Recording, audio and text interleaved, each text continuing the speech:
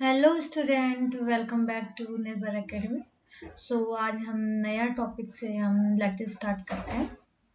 Hello student, ये हमारा जो टॉपिक है चैप्टर नंबर सेकंड का सेकंड पार्ट है, जो कि मैं स्टार्ट करने वाली हूँ। कंडक्टर इंसुलेटर, इससे रिलेटेड मैं यहाँ पर काम बताने वाली हूँ आपको कि how electric field intensity, how electric potential, how force behave in conductor, insulator and semiconductor. क्योंकि अभी तक हमने सिंगल चार्ज की बातें करी, उसके बाद हमने डायपोल की बातें करी, फिर हमने मल्टीपल चार्जेस की बातें करी। अब हम बॉडी के अंदर की बात करते हैं कि बॉडी के अंदर आपका जो पोटेंशियल है या आपका फ्लक्स है या इलेक्ट्रिक फील्ड है या फोर्स किस तरीके से आपका वर्क करेगा। ठीक है। सबसे पहले आपको मैं बता देती हूँ कि आपको नॉर्मली आपने जो पढ़ा है कि कंडक्टर, इंसुलेटर और सेमीकंडक्टर तीन तरीके के मटेरियल पढ़े हैं। आपने देखा है कि जो कंडक्टर है, कंडक्टर में जो इलेक्ट्रॉन्स होते हैं, मेजोरिटी ऑफ इलेक्ट्रॉन होते हैं, उसमें फ्री इलेक्ट्रॉन बहुत ज़्यादा होते हैं, एक्सेस ऑफ फ्री इलेक्ट्रॉन होते हैं।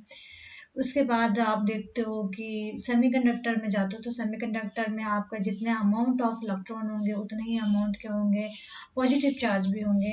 एंड इसके बाद अगर आप इंसुलेटर में जाते हो तो इंसुलेटर में आपका माइनॉरिटी ऑफ इलेक्ट्रॉन्स होते हैं, मतलब जो इलेक्ट्रॉन्स हैं, फ्री इलेक्ट्रॉन बहुत ज़्यादा कम होते हैं। तो इसकी वजह से वहाँ पर आपका जो कंडक्टिविटी होता है, जो कि मैं आपको ऑलरेडी बता चुकी हूँ, कंडक्टिविटी आपका लो हो जाता है in case of insulator. Obviously तो इंसुलेटर का रेजिस्टिविटी क्या होता है, आपका हाई होता है और कंडक्टर में कंडक्टिविटी क्या होगा, आपका हाई होता है और रेजिस्टिविटी क्या होता है, आपका लो होता है। ठीक है। तो बेसिकली यहाँ पर हम दो चीज़ों के बारे में स्टडी करने वाले हैं। फर्स्ट है आपका कंडक्टर के बारे में, सेकंड आपका है इंसुलेटर के बारे में, जिसमें कि आपका पॉजिटिव नेगेटिव चार्ज किसी में एक्सेस है, किसी में आपको बहुत कम है।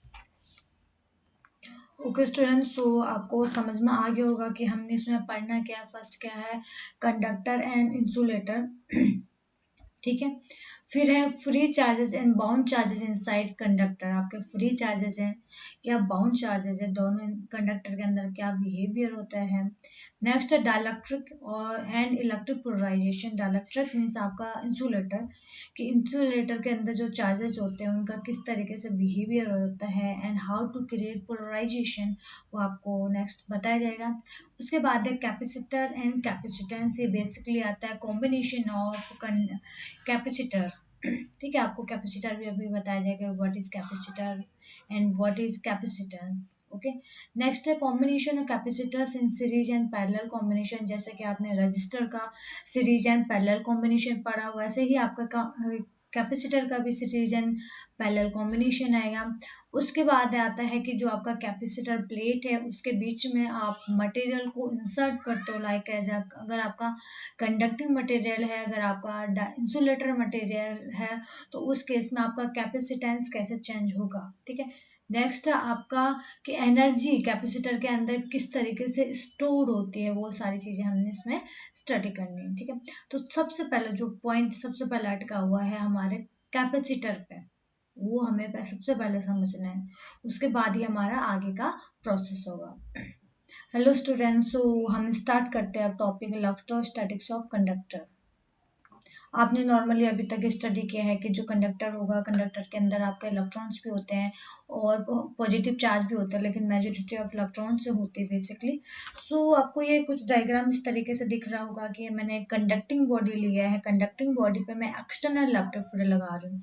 एक्सटर्नल इलेक्ट्रिक फील्ड आपका लाइक है, इस डायरेक्शन में आपने इलेक्ट्रिक फील्ड लिया, इसको मैंने ले लिया ई नॉट। ई नॉट क्या आपका basically external electric field, external electric field ये आपने लगाया। तो ऑटोमेटिक अगर आपका इलेक्ट्रिक फील्ड की डायरेक्शन ये होगा तो ये क्या होगा, इधर लेफ्ट में होगा पॉजिटिव चार्ज, राइट में होगा नेगेटिव चार्ज। ठीक है। अब क्या होगा कि जैसे ही आपने कंडक्टर पे एक्सटर्नल इलेक्ट्रिक फील्ड बनाया है, तो कंडक्टर में जो इलेक्ट्रॉन्स होंगे और जो पॉजिटिव चार्ज होगा वो मूव करने लगेगा। कैसे मूव करेगा आप देख सकते हो, लेफ्ट साइड में जो आपका चार्ज है वो पॉजिटिव चार्ज है, तो कंडक्टर का जो नेगेटिव चार्ज होगा पॉजिटिव चार्ज के अट्रैक्ट होगा। तो ऑब्वियसली यहाँ पे मैंने साइड मान लिया, लाइक है इसकी ये साइड हो गया आपका ए बी और ये साइड हो गया आपका सी डी। तो अब आप देख रहे हो कि जैसे जैसे आप क्या कर रहे हो, इलेक्ट्रिक फील्ड इंटेंसिटी को एक्सटर्नली बढ़ा रहे हो, तो जो नेगेटिव चार्ज है वो किधर शिफ्ट हो रहे हैं, आपका सी डी के साइड हो रहे हैं, और पॉजिटिव चार्ज किधर शिफ्ट हो जा रहा है, आपका ए बी के साइड को शिफ्ट हो जा रहा है। ठीक है, एंड इसकी वजह से जो आपका इलेक्ट्रिक फील्ड जो जनरेट होगा, यहाँ पर से आप देख सकते हो कि इलेक्ट्रिक फील्ड किस तरीके से जनरेट होगा, आपको इस तरीके से जनरेट होगा। इसको मैंने मान दिया ईपी। ईपी किसकी वजह से इलेक्ट्रिक फील्ड बन रहा है कि आपका अगर एक साइड ने पॉजिटिव चार्ज टोटली आ गया, दूसरे साइड आपका नेगेटिव चार्ज आ गया, तो ऑटोमेटिक आपका कंडक्टर के अंदर भी क्या होगा, इलेक्ट्रिक फील्ड जनरेट होगा। ठीक है, तो उसके बाद आपका क्या कंडीशन है, क्या ये प्रोसेस रेगुलर चलता रहेगा कि आप इलेक्ट्रिक फील्ड को बढ़ा रहे हो, आपका पॉजिटिव नेगेटिव चार्ज मूव करेंगे? नहीं, कहीं ना कहीं जाके आपका रुक जाएगा। कैसे रुक जाएगा कि जो आपका अंदर जो इलेक्ट्रिक फील्ड जनरेट हो रहा है मूवमेंट ऑफ इलेक्ट्रॉन्स की वजह से, उसको मैं नाम दे रही हूँ इंड्यूस्ड इलेक्ट्रिक फील्ड। जो मूवमेंट की वजह से जो इलेक्ट्रिक फील्ड जनरेट हो रहा है, तो आपका अगर induced electric field external electric field के बराबर हो जाएगा, दोनों के दोनों अगर बराबर हो गया, तो उस केस में आपका ये जो प्रोसेस है वो स्टॉप हो जाएगा, या प्रोसेस आपका आगे नहीं बढ़ेगा। इसका मतलब क्या है कि आप बोल सकते हो कि जो इनसाइड द कंडक्टर आपका इलेक्ट्रिक फील्ड क्या हो जाएगा, यहाँ पर जीरो हो जाएगा। समझ में? ठीक है, तो यहाँ पर आपने ले लिया, सपोज एक कंडक्टर, कौन सा कंडक्टर लिया, A B C D, placed in external electric field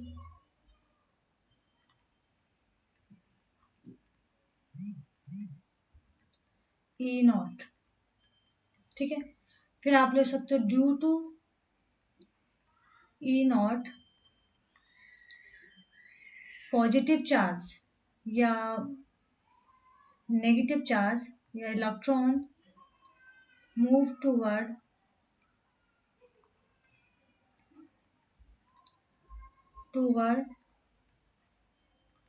side CD, and positive charge move toward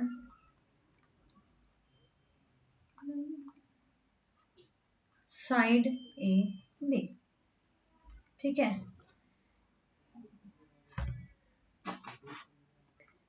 and and these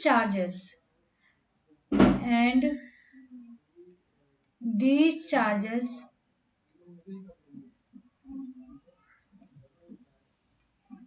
are called as induced charge. इसको क्या बोलोगे आप, इंड्यूस्ड चार्ज। ठीक है, कौन सा चार्ज है इंड्यूस्ड, जो ए बी पे जो चार्ज है और सी डी पे जो चार्ज है उसको क्या बोलेंगे, induced charge. And due to this induced charge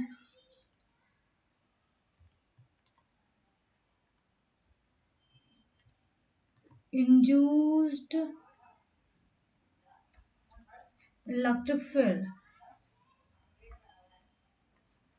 electric field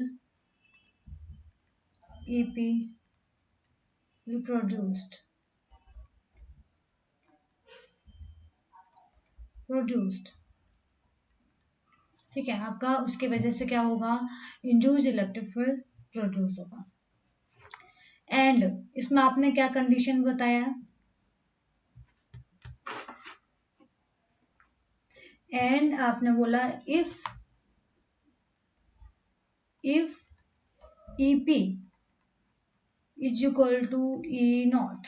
ध्यान से देखना, EP is equal to E naught, then क्या हो जाएगा, then movement of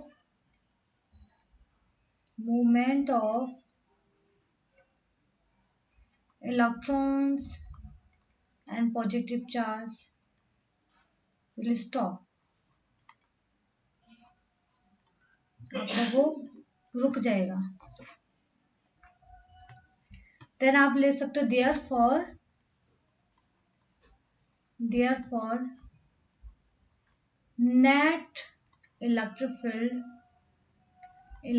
field inside the conductor, उसको आपने बोला E net is equal to क्या हो जाएगा 0 when EP is equal to E 0। ये बेसिक कंडीशन है कि नेट इलेक्ट्रिक फील्ड क्या हो जाएगा अंदर इनसाइड द कंडक्टर क्या हो जाएगा आपका 0 हो जाएगा। ठीक है, कब जब EP इज इक्वल टू क्या है E0 और EP क्या आपका इंड्यूस्ड इलेक्ट्रिक फील्ड और E0 क्या आपका external electric field. Okay so ये हमारा मोस्ट इंपॉर्टेंट पॉइंट है। ये तो हमने फर्स्ट पॉइंट पढ़ा कि जब हमने एक्सटर्नल इलेक्ट्रिक फील्ड लगाया देन उसके बाद आपके इसमें क्या कंडीशन आता है। अब इसमें कॉन्सेप्ट आ जाएगा कि अगर आपका जो अंदर इलेक्ट्रिक फील्ड आपका 0 हो गया तो कहीं ना कहीं तो आपको इलेक्ट्रिक फील्ड मिलेगा। तो जो ये आपके जो चार्जेस होंगे कंडक्टर में अंदर से सरफेस पे आपके मूव कर जाएंगे। लाइक एज आप देख रहे हो CD के सरफेस पे आ गया चार्ज या AB के सरफेस पे चार्ज आ गया, तो जब भी आप एक्स्ट्रा इलेक्ट्रिक फील्ड लगाओगे तो जो भी चार्ज होंगे कंडक्टर के अंदर वो कहाँ जाएंगे सरफेस पे आ जाएंगे। ओके देयरफॉर अब आप देख रहे हो कि अब अंदर क्या बचा, कोई भी चार्ज आपका नहीं बचा, इसी वजह से अंदर क्या हो रहा है इलेक्ट्रिक फील्ड आपका 0 है। ठीक है, in case of conductor there is no charge remain inside the conductor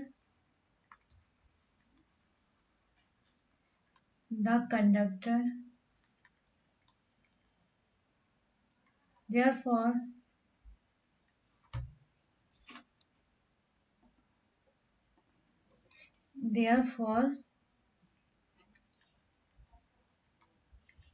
electric flux जो कि आपने लिया था इलेक्ट्रिक फ्लक्स 5 वो भी 0 होगा।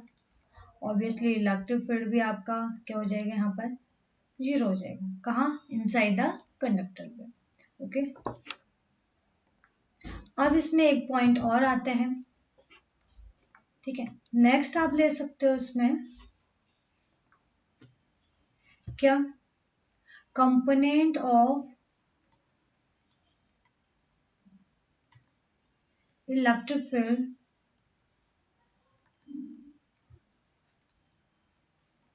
intensity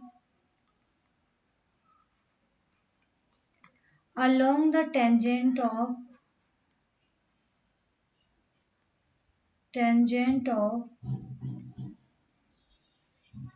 surface of conductor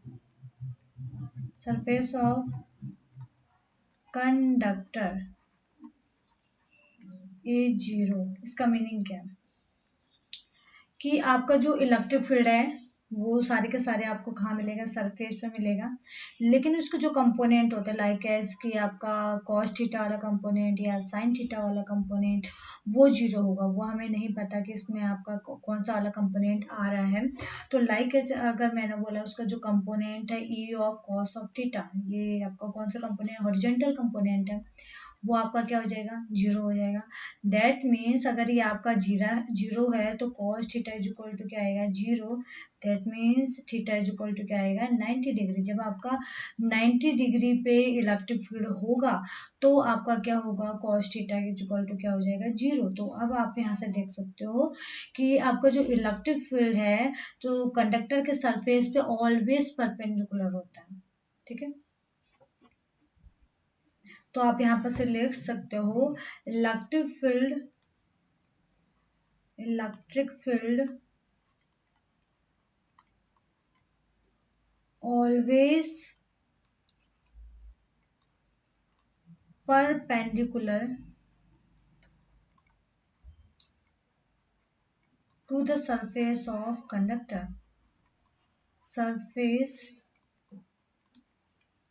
conductor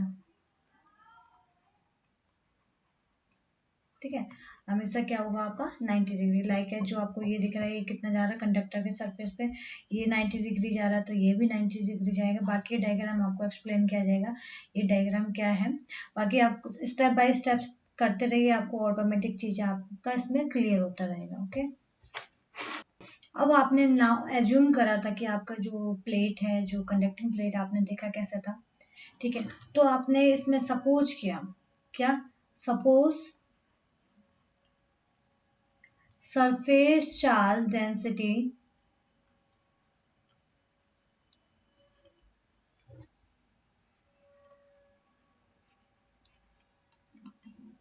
of conducting plate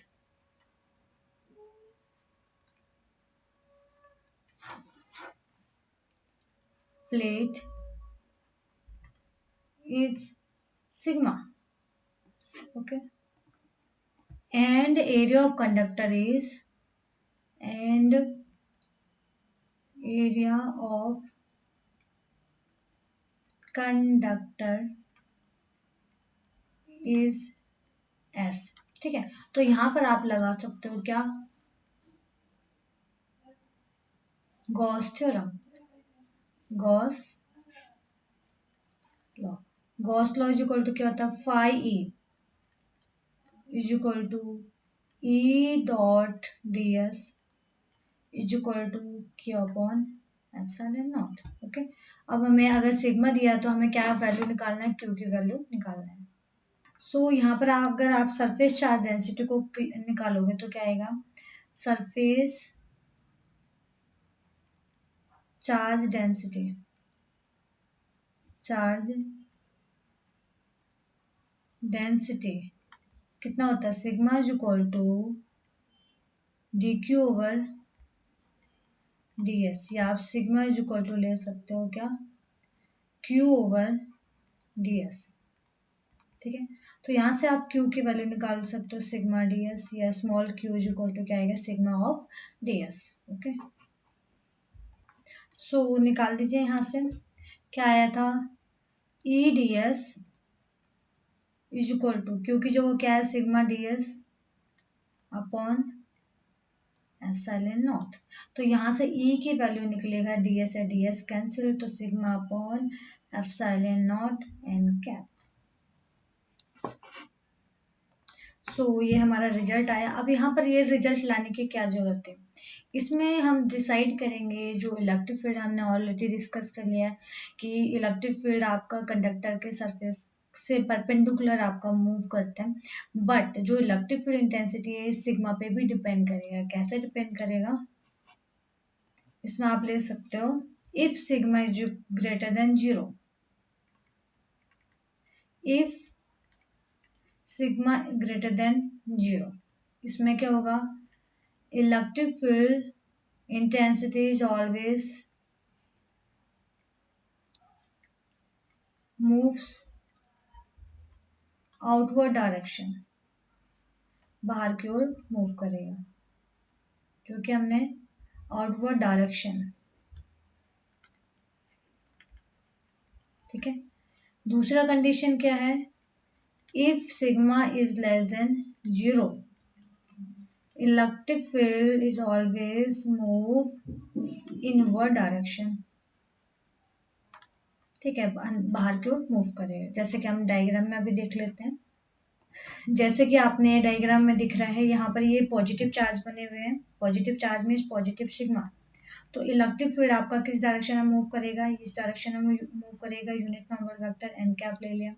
यहाँ पर सिग्मा क्या आपका नेगेटिव, तो आपका यहाँ पर जो इलेक्ट्रिक फील्ड है आपका कौन सी डायरेक्शन में मूव करेगा, डाउनवर्ड डायरेक्शन में मूव करेगा। यहाँ पर क्या पॉजिटिव, तो सिग्मा पॉजिटिव है तो इलेक्ट्रिक फील्ड कहाँ जाएगा, इस डायरेक्शन में जा रहा है। सिमिलरली यहाँ नेगेटिव है तो इलेक्ट्रिक फील्ड कहाँ जाएगा आपका, या उल्टा हो जाएगा, नेगेटिव है तो इलेक्ट्रिक फील्ड आपका इस डायरेक्शन में चला जाएगा, इनवर्ड डायरेक्शन में चला जाएगा। ठीक है, तो यहाँ से आप देख सकते हो कि इलेक्ट्रिक फील्ड की आपकी डायरेक्शन क्या होगी with the help of sigma. Now most important point, कि आपने देखा कि जो चार्जेस हैं सरफेस पे आ गए, और सरफेस पे क्या इक्वल डिस्ट्रीब्यूटेड चार्ज है, मीन्स इक्विपोटेंशियल चार्ज है। ठीक है, तो इन कंडक्टर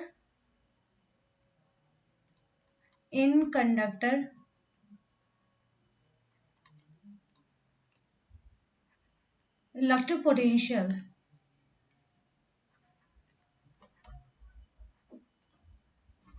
ऑलवेज कांस्टेंट, इसमें आपका इलेक्ट्रिक पोटेंशियल क्या रहेगा, कांस्टेंट रहेगा, ठीक है। क्योंकि आपका इक्विपोटेंशियल बन गया, तो इक्विपोटेंशियल में आपने देखा था पोटेंशियल क्या रहेगा आपका, सेम रहेगा, ठीक है। तो ये बेसिक इन्फॉर्मेशन थी आपके कंडक्टर में कि आपका इलेक्ट्रोस्टैटिक्स प्रॉपर्टीज आपकी कैसे इसमें चेंज होती है, किस तरीके से कंडक्टर आपका वर्क करता है। हेलो स्टूडेंट्स, सो आपका जो नेक्स्ट टॉपिक है वो है electrical capacitance. So electrical capacitance basically क्या होता है, ये होता है बेसिकली आप ability to store electrical charge, आपका जो इलेक्ट्रिकल चार्ज आप सप्लाई दे रहे हो वो किस तरीके से आपका कंडक्टर के अंदर स्टोर होता है, ठीक है। लाइक एज कि आप मोबाइल फ़ोन यूज करते हो, तो मोबाइल फ़ोन में आप क्या करते हो कि मोबाइल फ़ोन बैटरी डाउन हो जाती है तो आप उसको चार्जर से लगा देते हो, चार्जर से लगाने के बाद आपका वो बैटरी 0% टू 100% होता है, तो वो प्रॉपर्टी किसके अंडर में आता है, आपका कैपेसिटेंस के अंदर में आता है। सो बेसिकली आप कैपेसिटेंस को लिखोगे क्या, electrical capacitance, capacitance of conductor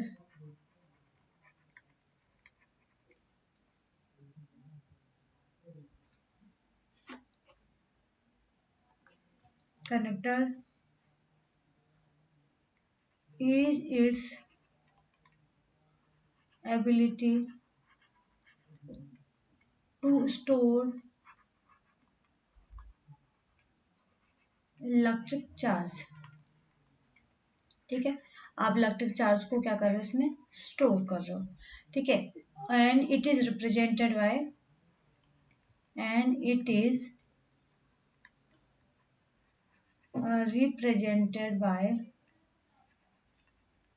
सी, इसको किससे रिप्रेजेंट करोगे, सी से, ठीक है।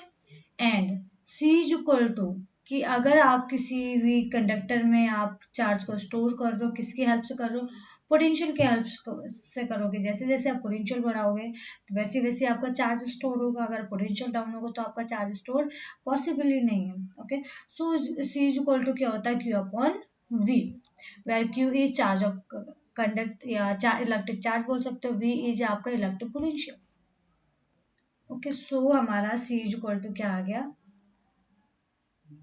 Q upon we. अब आता है इसमें क्या, यूनिट ऑफ कैपेसिटेंस।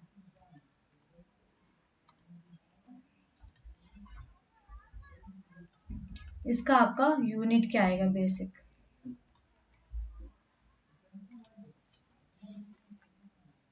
सो इसका यूनिट आप कैसे कैलकुलेट करोगे, इसका जो यूनिट होता है वो होता है फेराड,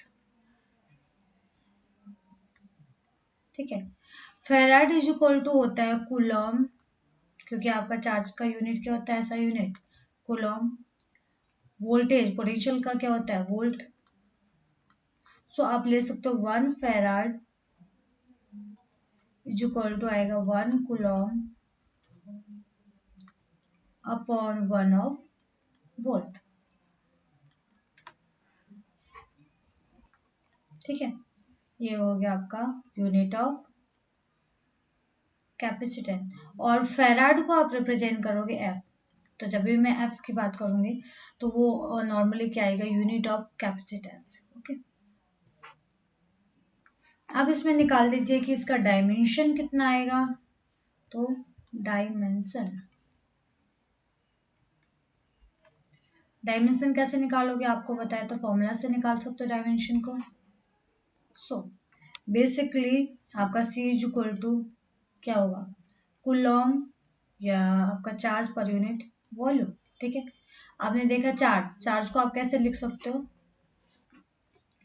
आपने देखा है करंट इज इक्वल टू क्या होता है, current is equal to charge per unit time, ठीक है। तो चार्ज इसको लिखते हैं सी या क्यू, और ये क्या आपका आएगा T, then Q is equal to क्या आ जाएगा, आई ऑफ टी, आई क्या आपका करंट, ठीक है। तो क्यू के रिप्लेस में आप क्या कर सकते हो, आई ऑफ टी। फिर आपने देखा potential, potential is equal to क्या होता है, डब्ल्यू बाई क्यू।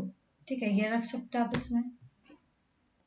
सो अब आप यहाँ कैपेसिटेंस का डायमेंशन निकाल दीजिए, C is equal to Q by V को लिख दो डब्ल्यू बाई क्यू। तो क्या हो जाएगा, ये क्यू स्क्वायर बाई डब्ल्यू हो जाएगा। एंड सी का डायमेंशन क्या होगा, Q, Q is equal to क्या है, I square T square upon W. W क्या होता है, फोर्स इंटू डिस्प्लेसमेंट, उसको मैंने ले लिया लाइक है डी एक्स। तो अब इसका डायमेंशन निकालिए। करंट का डायमेंशन क्या होता है, ए, तो क्या हो जाएगा, डबल करंट है तो A two, and T two. Force का क्या होता है dimension, M L T minus two, और इसका क्या आ जाएगा, एल आ जाएगा। तो इसका जो डायमेंशन बनेगा क्या बनेगा, ऊपर ले जाइए इसको आप, क्या आ जाएगा, एम माइनस वन। एल कितना है, एल माइनस टू। टी ऊपर गया तो टी माइनस टू का हो गया प्लस टू, और टी टू पहले से था तो T four and A two. तो ये आपका आ गया dimension of capacitance. Okay, so this is our dimension of capacitance.